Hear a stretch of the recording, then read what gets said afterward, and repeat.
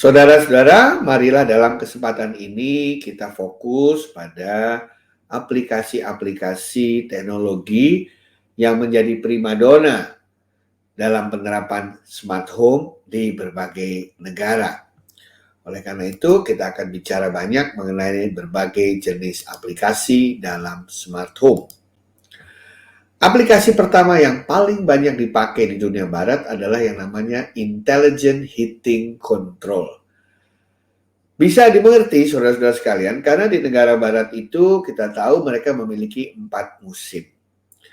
Dan yang paling mahal listriknya itu untuk menyalakan alat pemanas, ya, yang dikendalikan dengan termostat, ya. Nah, itu lebih mahal daripada pakai AC. Oleh karena itu mereka sangat-sangat penting untuk bisa hemat listrik dalam hal heating control. Jadi yang mereka lakukan adalah di heatingnya, di alat pemanasnya itu diberikan IoT, dihubungkan dengan teknologi agar bisa dikendalikan baik secara manual maupun otomatis. Secara manual artinya kita yang naik turunkan suhunya. Secara otomatis adalah kita sesuaikan suhunya atau kita berikan perintah atau kita berikan aturan agar menyesuaikan diri dengan temperatur tubuh.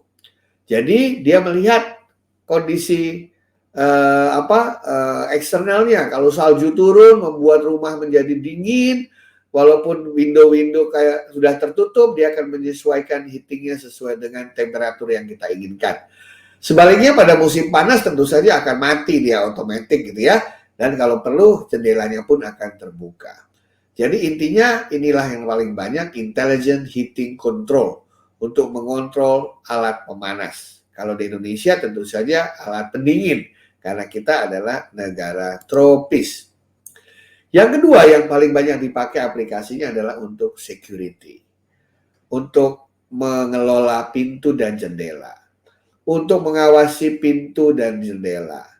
Ya, termasuk di situ alat-alat kamera surveillance.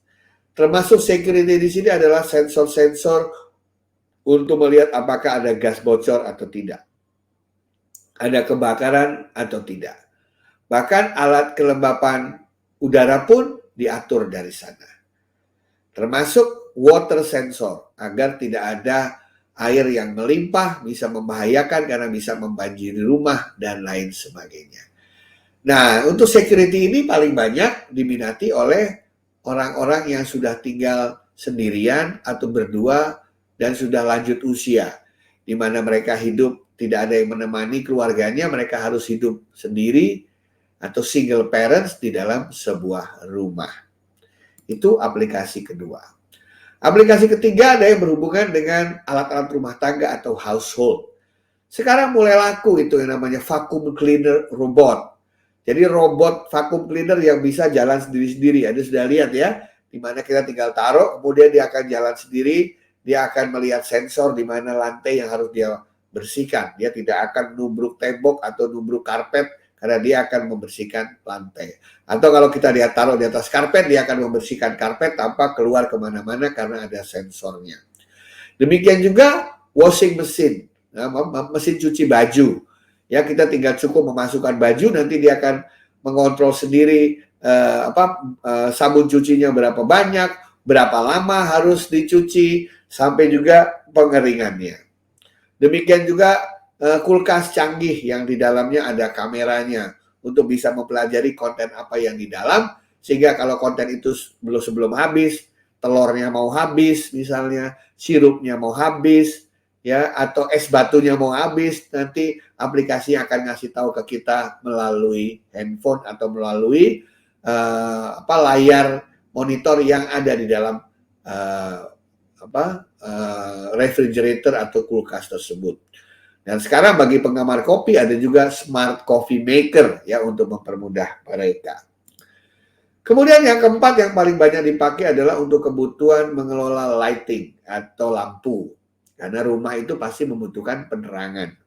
Ya, dan itu juga konsumsi listriknya lumayan. Jadi kapan lampu harus nyala, di tempat mana, supaya tidak ada rampok, tidak ada pencuri, tapi manusia yang ada di dalam rumahnya juga nyaman.